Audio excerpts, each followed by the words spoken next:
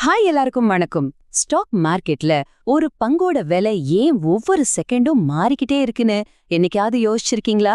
வாங்க, ரொம்பவே இன்ட்ரெஸ்டிங்கான இந்த கேள்விக்கு பதில் என்னன்னு நாம இப்ப பார்க்கலாம்.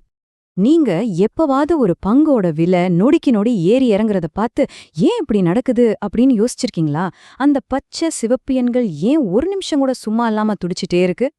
இதுக்கான பதில் நீங்க நினைக்கிற மாதிரி பெரிய பெரிய ஃபைனான்ஸ் கணக்குலலாம் இல்ல.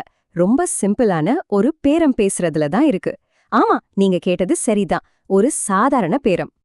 இத புரிஞ்சுக்க வாங்க நாம ஒரு சிம்பிளான மார்க்கெட் சூழலுக்கு போவோம். ஒரு கேமராவோட விலை எப்படி முடிவு செய்யப்படுதுன்னு பாப்போம். கற்பனை பண்ணி பாருங்க. ஒருத்தர் ஆன்லைன்ல ஒரு கேமராவை 2000 ரூபாய்க்கு விற்க போடுறாரு. அத பாக்குற இன்னொருத்தர் 1800 ரூபாய்க்கு கேக்குறாரு. 2 பேருக்கும் இடையில ஒரு சின்ன பேச்சுவார்த்தை நடக்குது. கடைசியா 1900 ரூபாய்க்கு அந்த டீல் முடியுது. இந்த 1900 ரூபாய் தான் பரிவர்த்தனை விலை. அதாவது வாங்க வர்றவர் ஒரு விலை சொல்ல, விற்கிறவர் ஒரு விலை சொல்ல, 2 பேரும் ஒத்துப்போற அந்த ஒரு புள்ளி. இதுதான் விஷயத்தோட ஆணிவேர். சரி, இப்போ இந்த ஒரு கேமரா கதையிலிருந்து லட்சக்கணக்கான பங்குகள் கைமாறுற ஸ்டாக் மார்க்கெட்டுக்கு வருவோம். இப்பதான் ஒரு ஆச்சரியமான விஷயம். எவ்ளோ பெரிய சந்தையா இருந்தாலும் சரி, முழு பங்குச்சந்தையுமே நாம இப்ப பார்த்த அதே சிம்பிளான கொள்கையில தான் இயங்குது. ஒரு சின்ன பேர முதல் பெரிய பங்குச்சந்தை வரை அடிப்படை ஒண்ணுதான். பங்குச்சந்தையில ஒரு பங்கோட விலைய கடைசியா வர்த்தகம் செய்யப்பட்ட விலை, இல்லனா எல்டிபின்னு சொல்லுவாங்க. இது வேற எதுவும் இல்ல, கடைசியா ஒரு வாங்குறவரும் விக்கிறவரும் எந்த விலைக்கு ஒத்துக்கிட்டாங்களோ அதுதான் அந்த விலை. அந்த கேமரா 1900 ரூபாய்க்கு வித்த மாதிரி தான் இதுவும். சரி, விலை எப்படி செட் ஆகுதுன்னு புரிஞ்சுது. ஆனா அந்த விலை ஏன் மாறிட்டே இருக்கு? செய்திகள் எப்படி விலைகளை மாத்துதுங்கிறத ஒரு பஜாஜ் ஆட்டோ உதாரணத்தோட பார்க்கலாம். வாங்க, பஜாஜ் ஆட்டோ ஷேர் விலையே எடுத்துக்கலாம். இப்போதைக்கு அதோட விலை 3000 ரூபாய்னு வச்சுப்போம். இதுதான் கடைசியா ஒரு வாங்குறவரும் விக்கிறவரும் ஒத்துக்கிட்ட விலை.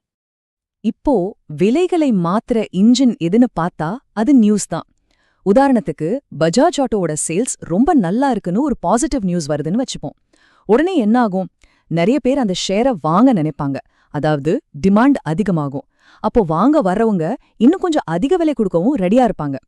இதுக்கு நேர்மாறா சேல்ஸ் ரொம்ப டல் ஆயிடுச்சுன்னு ஒரு நெகட்டிவ் நியூஸ் வந்தா நிறைய பேர் கையில இருக்கிற ஷேரை விற்க நினைப்பாங்க.